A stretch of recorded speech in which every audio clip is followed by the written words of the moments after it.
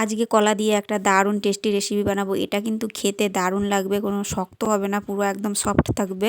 তো এই যে কলাগুলোকে আমি 2 টুকরো করে নিয়েছি, এইভাবে মাঝখান দিয়ে চিড়ে দিতে হবে কলাগুলোকে। আমি এখানে কাঁঠালি কলা নিয়েছি, তোমরা চাইলে যে কোনো কলাই নিতে পারবে। দিয়ে আমি গ্যাসে একটা কড়াই বসিয়ে দিয়েছি। এবার এর মধ্যে দিয়ে দিচ্ছি রিফাইন্ড তেল।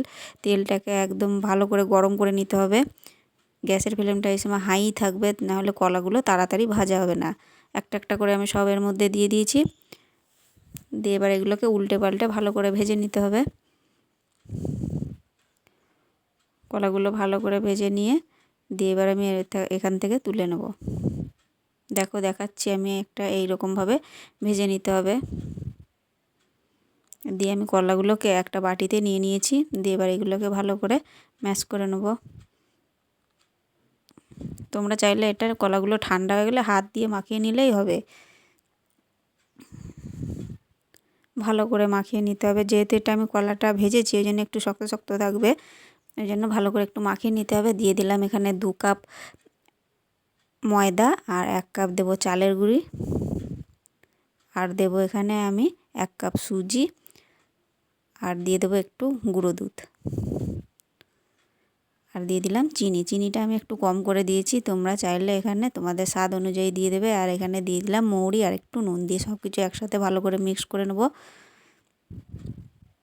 মিক্স করে নিয়ে দিয়ে এবার হাতে করে ভালো করে মাখিয়ে নেব। এখানে একটু জল অ্যাড করতে হবে, যেহেতু আমি কলাটা ফ্রাই করেছি ওই জন্য কলার মধ্যে যে ময়শ্চারাইজারটা ছিল সেটা টেনে গেছে, ওই জন্য একটুখানি জল দিয়ে এখানে মাখিয়ে নিতে হবে ভালো করে। ভালো করে মাখাবে, তাহলে দেখবে একদম কি সুন্দর ফুলে উঠবে আর সফট হবে। তোমরা হয়তো অনেকে ভাবতে পারো যে এটা তো কলার পিঠেই হচ্ছে, তাহলে ভাজার কি দরকার আছে, কিন্তু এটার টেস্ট আলাদা আর ওইটার টেস্ট আলাদা। দিয়ে 10 মিনিট আমি ঢাকা দিয়ে রেখে দিয়েছিলাম। এটা বানালে 2-3 দিন পার হয়ে যাবে, তবুও পিঠেটা শক্ত হবে না।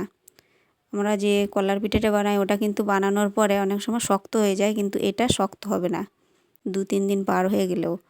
দিয়ে আবার আমি কড়াইতে এখানে আবার রিফাইন্ড তেল দিয়ে দিলাম। তেলটা গরম হয়ে গেলে এবার এটার মধ্যে আমি একটা একটা করে দিয়ে দেবো।